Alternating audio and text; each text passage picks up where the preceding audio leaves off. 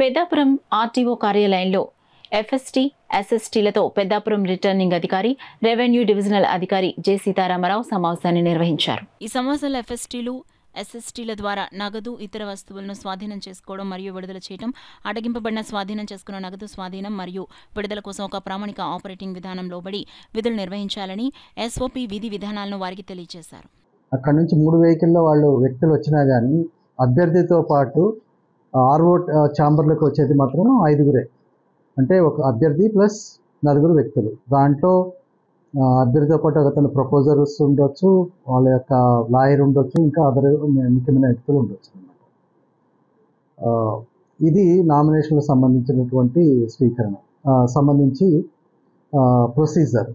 అదేవిధంగా వారు తీసుకొచ్చినటువంటి నామినేషన్స్లో ముందుగా తీసుకొచ్చినప్పుడు దాంట్లో ఒక ప్రిలిమినరీ ఇంకా స్క్రూటినీ అనేది జరుగుతుంది. ప్రిలిమినరీ స్క్రూటినీ అంటే అతను పేర్కొన్నటువంటి ఓటర్ సీరియల్ నెంబరు అభ్యర్థిది ఓటర్ లిస్టులో ఉందా లేదా, మిగతా డాక్యుమెంట్ ఏమైనా పరిశీలించారా లేదనేది ప్రాథమికంగా చూసేసి తర్వాత దాన్ని తీసుకోవటం జరిగి వాళ్ళకి వచ్చినట్టు అక్నాలెడ్జ్మెంట్ ఇవ్వటం జరుగుతుంది.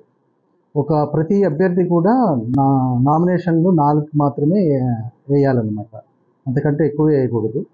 4 మాత్రమే స్వీకరిస్తాం. అతను 10 తీసుకొచ్చినా కూడా 4 తీసుకోవటం జరుగుతుంది. అదేవిధంగా ఓసీ అభ్యర్థులకి ఫీజు నామినేషన్ వేయాలంటే 10,000 రూపాయలు చెల్లించాలి. 10,000 కూడా వాళ్ళు క్యాష్ తీసుకొచ్చి ఇక్కడ మనం చెల్లించవచ్చు అనమాట. లేకపోతే చలానా కూడా కట్టవచ్చు. కానీ వాళ్ళకి ఏమైనా ఇబ్బంది అనుకుంటే క్యాష్ ఇక్కడ తీసుకొస్తే క్యాష్ తీసుకుని వాళ్ళకి రిసిప్ట్ ఇవ్వటం జరుగుతుంది.